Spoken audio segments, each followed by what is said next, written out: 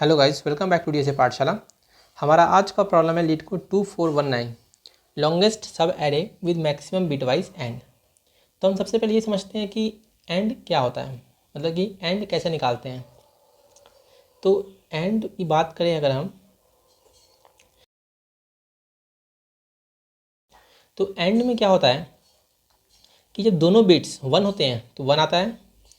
अगर कोई भी एक बिट 0 हो गया तो 0 आएगा, दोनों बिट 0 होगा तो भी 0 आएगा। तो इसको याद रखने का एक तरीका है, इसको याद आप ऐसे रखिएगा कि अगर दोनों बिट 1 होगा तो 1 आएगा, एल्स सारे कंडीशंस में वो 0 ही देगा। ठीक है, मैं दोबारा रिपीट कर रहा हूँ, जब दोनों बिट 1 होंगे तभी वो 1 देगा, नहीं तो सारे कंडीशंस में वो 0 देगा। ये आपको क्लियर है। अब हम समझते हैं कि सब एरे क्या होता है। सपोज कीजिए आपको जो नम्स एरे जो गिवन है उसमें कुछ नंबर्स हैं। ठीक है, कुछ भी लेकर लीजिए, 5, 0, 1, 2, 3, 7। तो सब एरे की बात करें तो कॉन्सिक्यूटिव एलिमेंट्स को हम सब एरे बोल सकते हैं। कितने भी हम कॉन्सिक्यूटिव एलिमेंट्स ले सकते हैं, जैसे 5 से 1 तक अगर हम कॉन्सिक्यूटिव एलिमेंट्स ले लें तो वो एक सब एरे बन गया। 0 अगर सिर्फ 0 ले तो भी एक सब एरे है, अगर हम 0, 1 ले तो भी सब एरे है। कुछ भी मतलब आप कोई सा भी एलिमेंट्स लें लेकिन वो कॉन्सिक्यूटिव होना चाहिए, मतलब कॉन्टीन्यूअस होना चाहिए। या तो हम सिर्फ 2 ले लें वो भी एक सब एरे है, 2, 3 लेंगे तो भी एक सब एरे है, 2, 3, 7 लेंगे तो भी एक सब एरे है, 7 लेंगे सिर्फ सिर्फ और सिर्फ 7 लेंगे वो भी एक सब एरे है।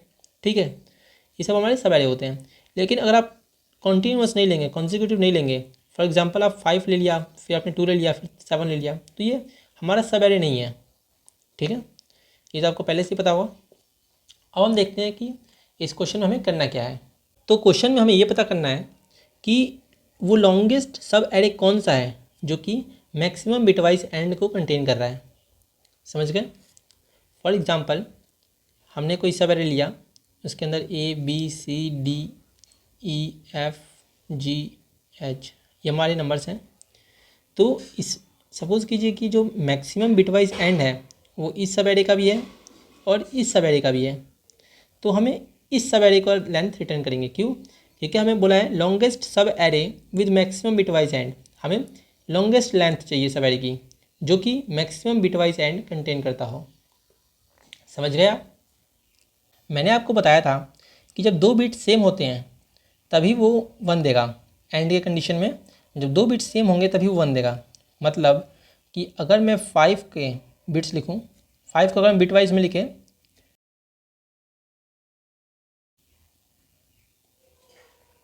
अगर मैं 5 को बिटवाइज फॉर्म में लिखूँ तो क्या होगा, 0 0 0 1 0 1। ठीक है, ये आपको पता होगा, 2 to the power 0, 2 to the power 1, 2 to the power 2 ऐसे चलता है ये। तो 2 to the power 0 1 हो गया और 2 to the power 2 4 हो गया, तो 4 + 1 5 हो गया। तो 5 को मैं ऐसे लिख सकता हूँ। यहाँ आगे बहुत सारे जीरोज हैं, टोटल 32 बिट होता है ये। ठीक है, अगर मैं 7 का लिखूँ तो क्या होगा, अगर मैं 7 का लिखूँगा तो 4 और 3 7 होता है, तो 0 7 को हम ऐसे लिख सकते हैं। तो अगर मैं इन दोनों का एंड लूँगा तो क्या आएगा, मैंने आपको कहा था कि जब दो बिट सेम होंगे तभी वो 1 देगा, नहीं तो सारे कंडीशंस में वो 0 देगा। यहाँ दो बिट सेम है तो 1, दोनों बिट डिफरेंट 0, दो बिट सेम 1, दोनों बिट डिफरेंट 0, तो 0 0 0। तो इसका कहने का मतलब ये है कि अगर हम डिफरेंट नंबर्स को लेंगे तो जो उनमें से मैक्सिमम नंबर होगा उससे कम वैल्यू आएगी, जो हमारी ओवरऑल वैल्यू होगी वो कम ही आएगी। क्यों कम क्यों आएगी, क्योंकि अगर हम डिफरेंट नंबर्स लेंगे तो उनका जो 1 का पोजीशन होगा वो डिफरेंट होगा। इसमें देखिए आप 1 का पोजीशन यहाँ पे है और यहाँ पे है, और इसमें देखिए यहाँ भी है, यहाँ भी है, यहाँ भी है। तो ओवरऑल यहाँ पे तो 1 था तो 1 आ गया, यहाँ पे 1 था दोनों में तो 1 आ गया, लेकिन इसमें 1 था और इसमें 0 था, मतलब यहाँ पे 1 नहीं था तो यहाँ पे 0 आ गया ना। तो एक 1 तो कम हो गया ना हमारा। टोटल 7 में हमारे टोटल 3 1 थे, लेकिन ओवरऑल रिजल्ट में हमारा एक 1 कम हो गया, यहाँ पे 0 हो गया। सही बात है। तो इसके कहने का मतलब अगर हम दो डिफरेंट नंबर्स का एंड लेंगे, अगर हम दो डिफरेंट नंबर्स का एंड लेंगे तो जो हमें नंबर मिलेगा वो उनमें से जो मैक्सिमम होगा उससे कम ही मिलेगा, मतलब कम नंबर मिलेगा, मैक्सिमम नहीं मिलेगा।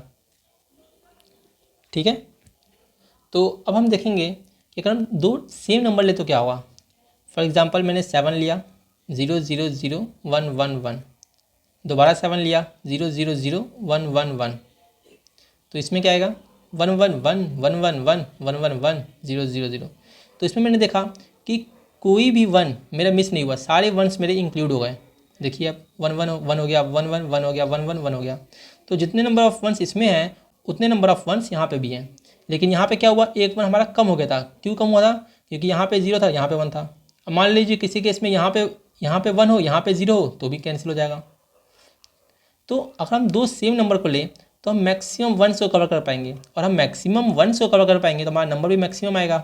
जब इसको हम नंबर में कन्वर्ट करेंगे तो वो भी हमारा मैक्सिमम आएगा। देखिए यहाँ पे क्या है, वो भी 7 ही आएगा। 7 7 का एंड लेंगे तो 7 ही तो आएगा।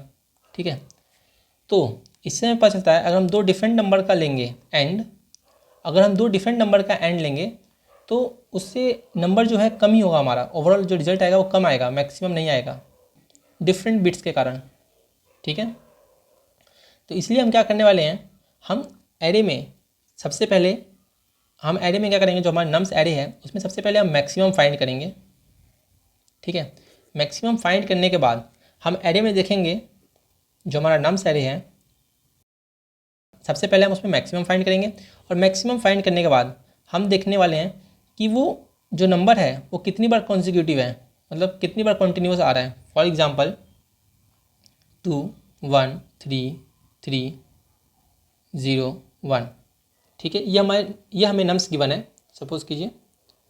तो इसमें सबसे लार्जेस्ट नंबर कौन सा है, सबसे पहले हम वो फाइंड कर लेंगे। सबसे लार्जेस्ट कौन है, 3। ठीक है, तो अब हम देखेंगे जो 3 है वो कितनी बार कॉन्टीन्यूस आ रहा है, तो हम उसी सब एरे को लेंगे, मतलब कितनी बार कॉन्सिक्यूटिव आ रहा है। यहाँ ये 3 है, नहीं है, ये 3 है, नहीं है, ये 3 है, हाँ है, तो हम काउंट को 1 बढ़ा देंगे। काउंट सपोज कि 0 था तो काउंट को हम 1 कर देंगे। दोबारा 3 आया तो काउंट को हमने 2 कर दिया। दोबारा 3 नहीं है, दोबारा 3 नहीं है, तो हमें मैक्सिमम लेंथ कितनी मिली, 2 मिला हमें। तो हमें मैक्सिमम लेंथ 2 मिला, तो हम मैक्स इक्वल टू 2 करके रिटर्न कर देंगे। ठीक है, अगर हम डिफरेंट नंबर्स लेते हैं, फॉर एग्जांपल हम 1 और 3 लेते हैं, तो इसमें हमारे बिट्स रिड्यूस हो जाते हैं। क्यों, देखिए आप 1 को हम कैसे लिखेंगे, 0 0 0 0 1, और 3 को कैसे लिखेंगे, 0 0 0 1 1। 1 में जो ज़्यादातर बिट्स 0 हैं तो वो बाकी बिट्स को भी 0 कर देंगे ना एंड लेने पे। 0 1 0 हो गया, 0 0 0 एक ही सेम हुआ। समझ रहे हैं आप, हम मैक्सिमम नंबर को देख रहे हैं कि वो कितनी बार कंटिन्यूअस आ रहा है। ठीक है, तो अब हम देखते हैं इसका कोड कैसे होगा। कोड देखेंगे तो आपको और अच्छे से क्लैरिटी मिलेगी और समझ आएगा। अगर आपको सोल्यूशन समझ आ रहा है तो आप वीडियो को लाइक कीजिए और चैनल को सब्सक्राइब कीजिए। अब हम इसका कोड देख लेते हैं। सबसे पहले हम अपना मैक्सिमम वेरिएबल बनाते हैं, इंट मैक्स इक्वल्स टू -1 से इनिशियलाइज कर देते हैं इसको। फिर हम अपना एक इंट आंसर वेरिएबल बनाएंगे, इंट आंसर इक्वल्स टू, शुरू में हम इसको -1 कर देते हैं, और एक लेंथ वेरिएबल बनाते हैं, इंट लेंथ, ज़्यादा बड़ा नाम हो जाएगा, int length equal to 0। Length मेरा लेंथ स्टोर करेगा, सब एरे की लेंथ ये स्टोर करने वाला है जो len है। हम सबसे पहले मैक्सिमम एलिमेंट को फाइंड कर लेंगे। So max equals to math dot max of nums of i comma max. ठीक है, तो इससे मेरा जो मैक्सिमम एलिमेंट है वो जो मैक्सिमम वैल्यू है वो मैक्स के अंदर स्टोर हो जाएगी।